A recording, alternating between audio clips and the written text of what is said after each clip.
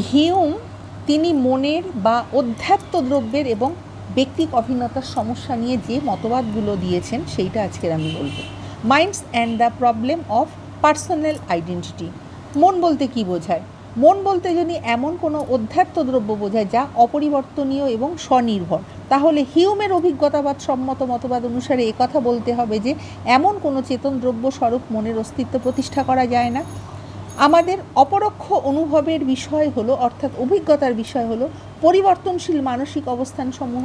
আমরা সব কিছুই দেখি পরিবর্তন হচ্ছে, আমাদের বিভিন্ন রকম মানসিক অবস্থা হচ্ছে, সুখ দুঃখ ভালোবাসা, এইগুলো সব হচ্ছে পরিবর্তনশীল। অপরিবর্তনীয় কোনো চেতন দ্রব্যের সাক্ষাৎ প্রত্যক্ষ বা অন্তর্বেদন আমাদের কখনোই হয় না। এটা কখনোই হয় না, অন্তর্বেদন কখনোই হয় না। মানে স্থায়ী যদি বলি, অপরিবর্তনীয় যদি বলি, সেটা কিন্তু ভুল হবে। হিউমের জ্ঞানতাত্ত্বিক অভিমত অনুসারে যার সংবেদনজাত মুদ্রণ বা অন্তর্বেদনজাত মুদ্রণ নেই এমন কোনো কিছুর ধারণা আমাদের হতে পারে না।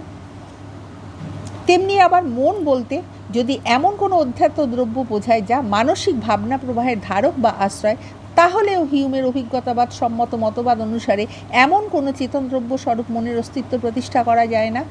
আমাদের কেবল চেতনা প্রবাহের অন্তর্বেদন এবং তজ্জনিত মুদ্রণ হয়।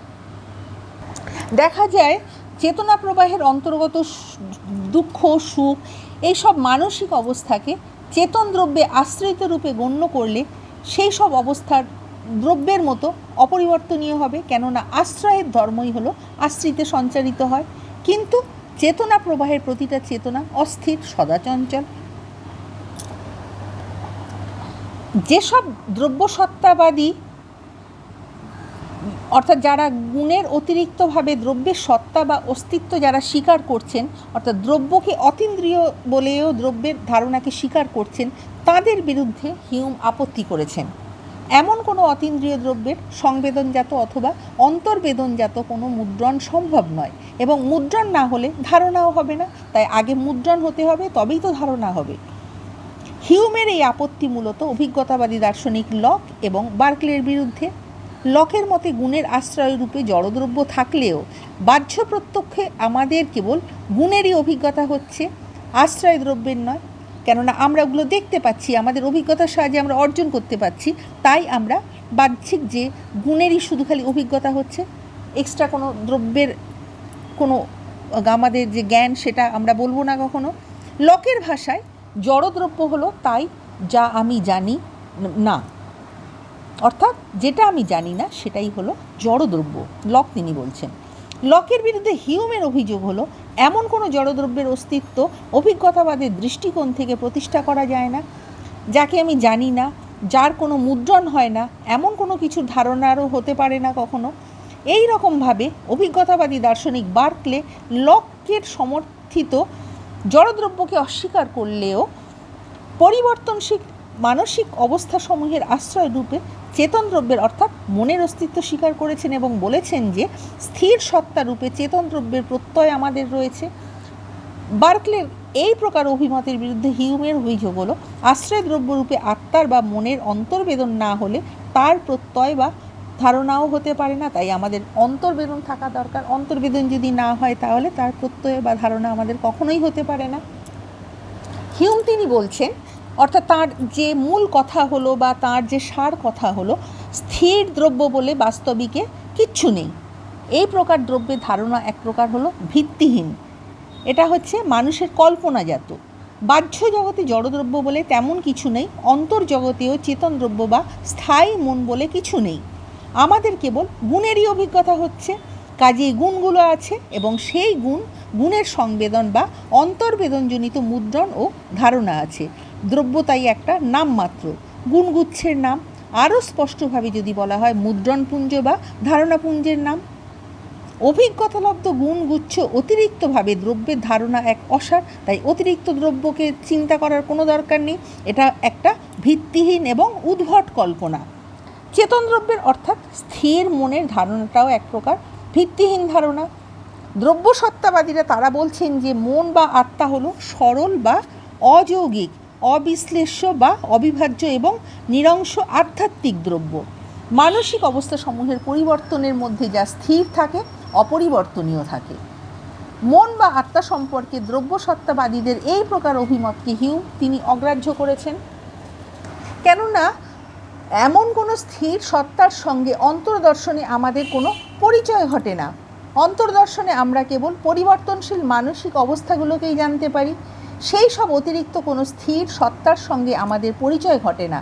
এই প্রসঙ্গে তিনি ট্রিটিস গ্রন্থে তিনি বলছেন, আমার দিক থেকে যখন আমি নিবিড়ভাবে আমার মনোমধ্যে প্রবেশ করি, তখন যাদের আমার সাক্ষাৎ পরিচয় ঘটে সেই সবই বিশেষ কতকগুলো পরিবর্তনশীল অন্তর্বেদন মাত্র, বা আমাদের যে ভেতরের অনুভূতি সেইগুলোই আমরা বুঝতে পারি, যাদের কোনোটা উত্তাপ, কোনোটা শীতলতার, কোনোটা আলোক অথবা কোনোটা অন্ধকারের, কোনোটা ভালোবাসা অথবা ঘৃণার, কোনোটা সুখ অথবা দুঃখের।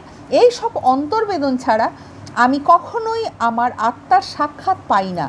হিউম আরও বলছেন, সংস্কার মুক্ত মনে চিন্তা করার পরেও কেউ যদি বলেন যে নিজের আত্মা সম্বন্ধে তার ভিন্ন রকম ধারণা হয়েছে, তাহলে আমাকে মানতে হবে যে তার সঙ্গে তর্ক করা বৃথা, কেননা আমি তো কিছু বুঝতে পারছি না। তাই হিউম এটা বলছেন, আমি কেবল এ কথাই বলতে পারি যে আমার দৃষ্টিকোণ থেকে আমার চিন্তাটা যেমন সত্য, তার দৃষ্টিকোণ থেকে তার চিন্তাটাও সেই রকম সত্য। তিনি হয়তো তার মধ্যে এমন কোনো সরল ও নিরবচ্ছিন্ন সত্তাকে প্রত্যক্ষ করেন যাকে তিনি আমি বলছেন, তবে আমার মধ্যে এমন কোনো সত্তা যে নেই এ ব্যাপারে আমি নিশ্চিত। আমার ভেতরে যেটা হচ্ছে সেটা আমি আমার অন্তর্বেদনের মাধ্যমে জানতে পারছি, তাই এক্সট্রা কোনো কিছু স্বীকার করার দরকার নেই। এখানে বোঝা যাচ্ছে হিউমের মতে পরিবর্তনশীল মানসিক অবস্থার অতিরিক্তভাবে স্থায়ী মন বা চেতন দ্রব্য বলে বাস্তবে কিছু নেই। মানসিক অবস্থা সমূহের সমষ্টিকেই আমরা আত্মা বলছি। প্রতিটা অন্তর্বেদন, সুখ, দুঃখ, ভয়, ভালোবাসা প্রভৃতি মানসিক অবস্থাগুলোর প্রত্যেকটা স্বতন্ত্র এবং বিচ্ছিন্ন, যাদের মধ্যে কোনো আত্মিক বন্ধন নেই, কোনো সম্বন্ধসূত্র নেই। ঘনিষ্ঠ পারম্পর্যের জন্য ওই সব অন্তর্বেদনের মধ্যে ঐক্যসূত্রের এক মিথ্যা ধারণার উদ্ভব হচ্ছে, এবং ভ্রমবশত আমরা মনে করি যে আমাদের প্রত্যেকের পরস্পর বিচ্ছিন্ন অন্তর্বেদনগুলোর আমি নামক এক সম্বন্ধসূত্রের দ্বারা গ্রন্থিবদ্ধ হচ্ছে, কিন্তু প্রত্যেকে সব আলাদা আলাদা করে রয়েছে। ট্রিটিস গ্রন্থে হিউম বলছেন, আমাদের মন যেন একটা রঙ্গমঞ্চ, যেখানে বিভিন্ন অন্তর্বেদন একের পর এক ঘটে চলছে। যারা আসছে যাচ্ছে, স্বচ্ছন্দভাবে বিচরণ করছে, যারা বিচিত্র এবং অন্তহীন ঢঙে অবস্থায় মিশে যাচ্ছে। এই প্রকার রঙ্গমঞ্চে কোনো সময় যেমন অন্তর্বেদনগুলোর সারল্য থাকে না, তেমনি অভিন্নতাও থাকে না।